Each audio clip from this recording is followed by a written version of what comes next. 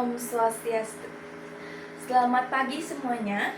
Sebelumnya saya ingin mengucapkan terima kasih kepada Ibu Nita Anggreni selaku dosen pengampu mata kuliah pengantar manajemen yang telah memberikan tugas video pada kali ini, sehingga dimana saya dapat lebih memahami mengenai materi keorganisasian. Perkenalkan, saya Nikomang Indah Budi Utari dengan akhiran NIM 024, yang dimana saya akan menjawab soal-soal UTS yang telah diberikan oleh Ibu Nita Anggreni secara lisan melalui video pada kali ini. Jadi soal yang pertama yaitu sebuah organisasi nirlaba di Bali yang bergerak di bidang pendidikan masyarakat. Dalam 2 tahun terakhir ini organisasi tersebut mengalami penurunan partisipasi relawan yang cukup drastis. Ketua organisasi merasa dia sudah membuat sebuah rencana kegiatan dengan baik, tetapi pelaksanaannya sering tertunda dan koordinasi tim juga kurang efektif. Nah, di sini saya akan menganalisis fungsi manajemen apa yang paling lemah dalam kasus tersebut.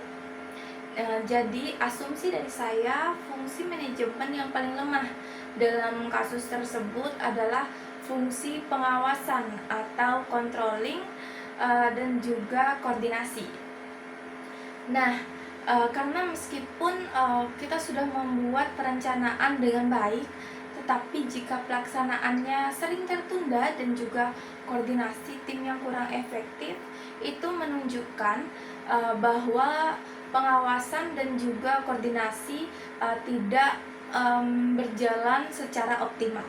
Baik, selanjutnya saya akan memberikan langkah-langkah manajerial untuk memperbaiki efektivitas keorganisasian tersebut. Yang pertama, kita bisa melakukan evaluasi dan analisis.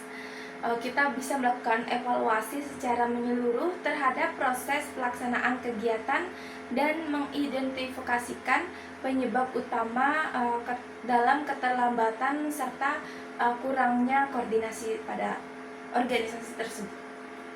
Yang kedua, kita bisa melakukan peningkatan komunikasi, yang dimana tingkatan komunikasi internal dengan mengadakan pertemuan rutin, misalnya menggunakan platform komunikasi yang efektif, dan juga memastikan informasi yang akan disampaikan tersampaikan dengan jelas kepada semua anggota tim. Kemudian yang ketiga, kita dapat melakukan pelatihan dan pengembangan, yang dimana pelatihan diberikan kepada anggota tim terkait keterampilan koordinasi, kemudian manajemen waktu, dan pemecahan masalah, sehingga kita dapat memecahkan masalah-masalah tersebut. Kemudian yang keempat, menetapkan sebuah standar dan indikator kinerja. Jadi kita bisa membuat standar kinerja yang jelas dan terstruktur untuk setiap kegiatan, serta menggunakan indikator kinerja untuk memantau kemajuan dan mengidentifikasi area yang perlu diperbaiki. Kemudian yang kelima yaitu melakukan pengawasan yang lebih ketat, sehingga pengawasan lebih ketat tersebut dapat kita melaksanakan kegiatan dengan menetapkan jadwal yang ketat, memantau kemajuan secara berkala, dan memberikan umpan balik yang terkonstruktif kepada anggota tim. Nah, jadi jika jawaban saya tadi dikaitkan dengan teori fungsi manajemen menurut Henry Fayol, jadi menurut Henry Fayol itu terdapat 14 prinsip manajemen, yang dimana termasuk perencanaan atau planning, yang dimana organisasi tersebut sudah membuat rencana kegiatan yang sudah terstruktur dengan baik. Kemudian yang kedua ada pengorganisasian atau organizing, yang dimana koordinasi tim jika koordinasi tim kurang efektif dapat menunjukkan masalah dalam pengorganisasian. Yang ketiga yaitu pemberian komando atau commanding oleh ketua organisasi. Nah, ketua organisasi memberikan kita sebuah arahan yang lebih jelas dan memastikan semua anggota tim memahami tugas dan juga tanggung jawab mereka masing-masing.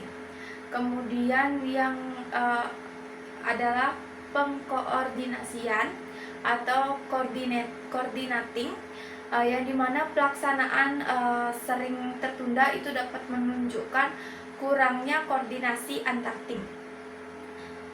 Kemudian yang terakhir adalah pengendalian atau controlling. Nah, pengawasan yang kurang efektif dapat menyebabkan keterlambatan dalam pelaksanaan kegiatan. Nah, itu dia tadi jawaban saya mengenai soal pertama. Nah, selanjutnya sekarang saya akan menjawab soal kedua, yaitu di soal kedua ini saya disuruh memilih salah satu organisasi nyata yang ada di sekitar saya. Nah, saya akan memilih sebuah toko kue. Jadi saya akan menganalisis penerapan keempat fungsi manajemen, yaitu ada planning, organizing, accounting, dan controlling pada toko kue tersebut. Jadi yang pertama yaitu planning atau sebuah perencanaan, yang dimana planning ini adalah proses penetapan tujuan untuk menentukan cara terbaik agar kita dapat mencapai tujuan tersebut. Nah, yang bisa kita lakukan pada penerapan di toko kue itu, kita bisa menentukan visi dan misi terlebih dahulu. Kita bisa membuat sebuah visi, misalnya menjadi toko kue terkemuka di Bali yang dikenal dengan kualitas produknya dan juga inovasi dan pelayanan yang terbaik. Kemudian setelah ada visi, kita akan melakukan yang namanya misi, yang dimana kita bisa melakukan dengan menyediakan berbagai jenis kue yang berkualitas tinggi dengan bahan-bahan segar dan alami. Yang kedua, dapat menciptakan produk yang inovatif dan sesuai dengan selera pelanggan. Yang ketiga, kita dapat memberikan sebuah pelayanan yang ramah dan profesional agar pelanggan yang mampir ke toko kue kita merasa nyaman. Kemudian kita bisa melakukan penetapan tujuan, seperti meningkatkan penjualan sebesar 20% dalam setahun. Kemudian membuka sebuah cabang baru di area strategis dalam 2 tahun. Kemudian yang ketiga adalah meningkatkan kepuasan pelanggan hingga 90%.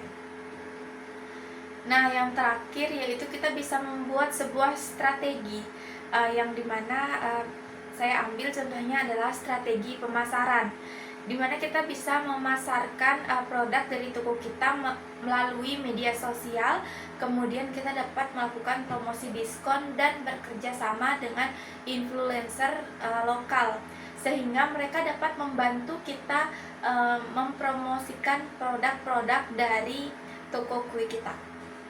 Nah, kemudian fungsi manajemen kedua yaitu organizing atau pengorganisasian. Pengorganisasian ini adalah proses mengatur dan mengalokasikan sumber daya manusia, modal, dan juga bahan baku agar kita dapat mencapai tujuan yang telah ditetapkan.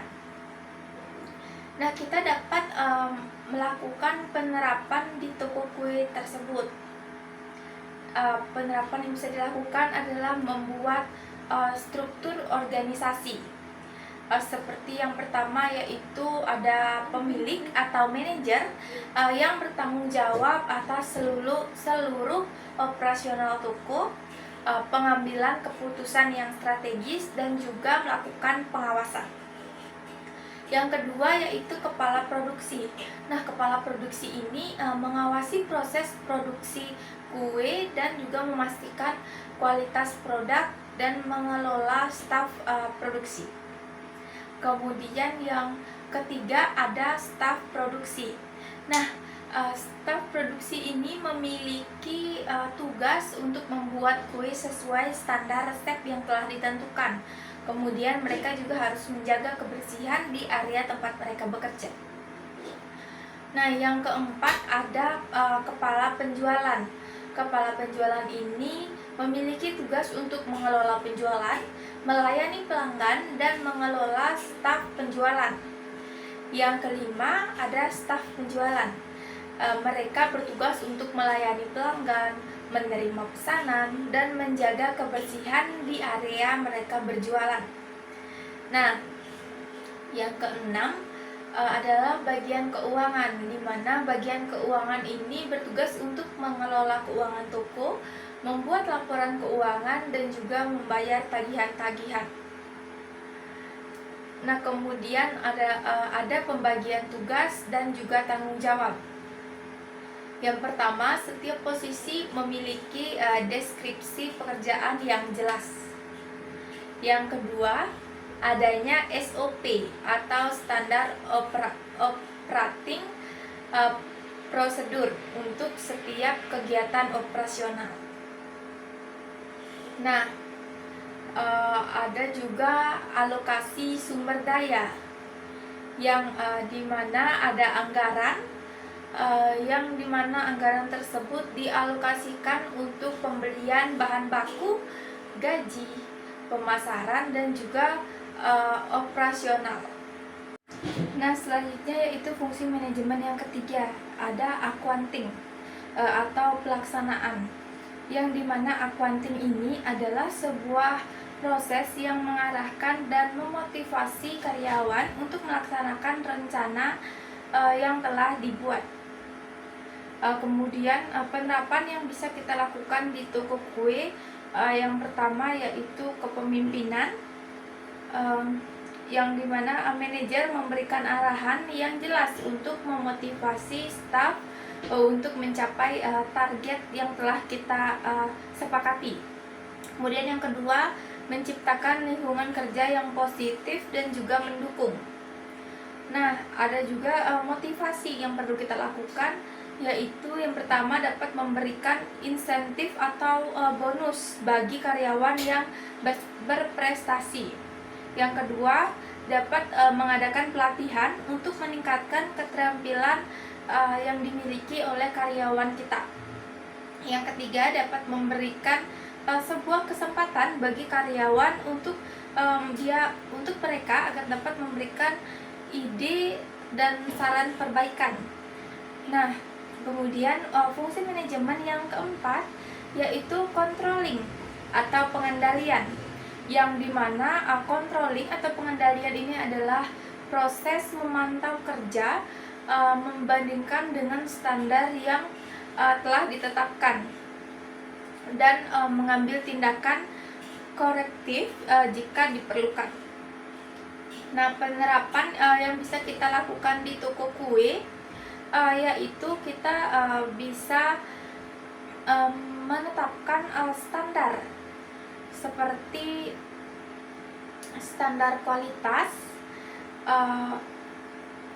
seperti standar kualitas produk, rasa, tampilan atau ukuran, dan juga standar pelayanan pelanggan seperti kecepatan dan keramahan. Kita bisa lebih cepat untuk melayani dan juga kita lebih ramah kepada pelanggan. Kemudian ada target penjualan, seperti target penjualan harian, mingguan, dan juga bulanan. Nah, selanjutnya mengukur kinerja, di mana kita bisa mengukur dengan cara memantau penjualan harian, mingguan, dan juga bulanan. Nah, kita juga dapat melakukan evaluasi kualitas produk secara berkala. Nah, selanjutnya kita dapat mengumpulkan umpan balik dari pelanggan setia toko kita. Nah, di sini saya akan membuat rancangan solusi berdasarkan teori manajemen klasik dan juga modern.